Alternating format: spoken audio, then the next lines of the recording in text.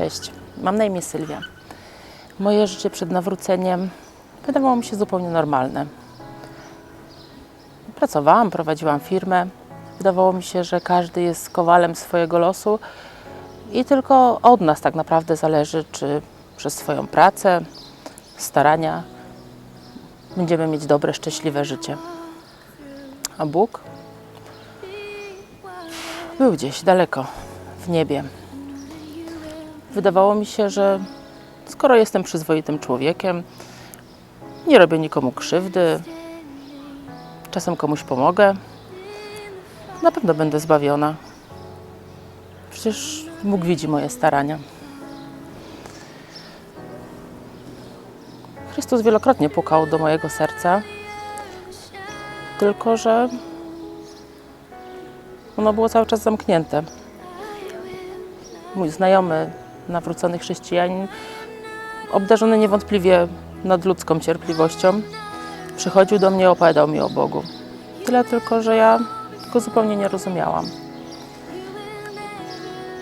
W niektórych rzeczach zgadzałam się z nim, ale generalnie to, co do mnie mówił, wydawało mi się takie archaiczne, nieprzystające zupełnie do naszej bardzo racjonalnej rzeczywistości.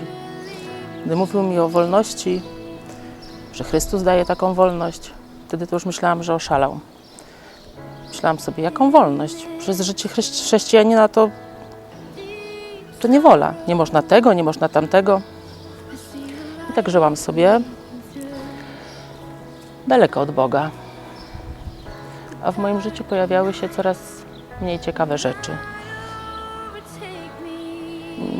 Moje relacje z córką były coraz gorsze. W moim domu pojawiły się narkotyki, alkohol. I wtedy znowu sobie przypomniałam o Bogu. Poszłam na spotkanie chrześcijan, na które wielokrotnie zapraszał mnie mój znajomy. Wszyscy przyjęli mnie tam bardzo ciepło. Modlili się za mnie, za rozwiązanie moich problemów. A ja byłam w tak fatalnej kondycji psychicznej, że wydawało mi się, że już nie mogę. Nie potrafiłam się nawet z nimi modlić. Stałam tylko i płakałam. Jak wyszłam z tego spotkania, stało się coś dziwnego. Spłynął na mnie taki niesamowity spokój. Już tak bardzo nie bałam się o moje dziecko. Od tego czasu zaczęłam jeździć do kościoła, modlić się.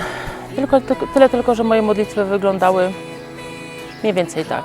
Panie Boże, ufam Ci, Panie Boże, wierzę Ci, ale zrób to tak i tak. Ja mam na to gotowy plan. Proszę, spraw tylko, żeby on się wypełnił. I oczywiście dalej nic się nie działo. Każdy kolejny dzień był gorszy od poprzedniego. Na jednym z nabożeństw w kościele, kiedy już miałam wrażenie, że ta beznadzieja sytuacji w moim domu i smutek, prawie fizycznie czułam go na plecach, wyszłam prosząc o modlitwę i oczywiście też tak bardzo płakałam, że nawet nie potrafiłam wydusić z siebie słowa. Po modlitwie kilka osób z kościoła podeszło do mnie, mówiło coś do mnie, natomiast mi wryły się w pamięć jedne słowa. Zawierz to Chrystusowi. Już się tym nie martw. Nie ma takiej potrzeby. Zostaw to Chrystusowi. I od tego momentu moja modlitwa wyglądała już zupełnie inaczej. Mówiłam, Panie Boże, ja już nie mam siły, ja już nie wiem, co mam zrobić, już nie mam planu, żadnego pomysłu. Proszę Cię, zrób coś z tym, weź to ode mnie. Ja wiem, że Ty masz na to idealne rozwiązanie, masz swój plan, na pewno dużo lepszy od mojego. I od tego momentu zaczęły dziać się cuda. Rozwiązania przychodziły same, zupełnie inne od tych, które ja miałam w swojej głowie. Były dużo lepsze, wręcz genialne.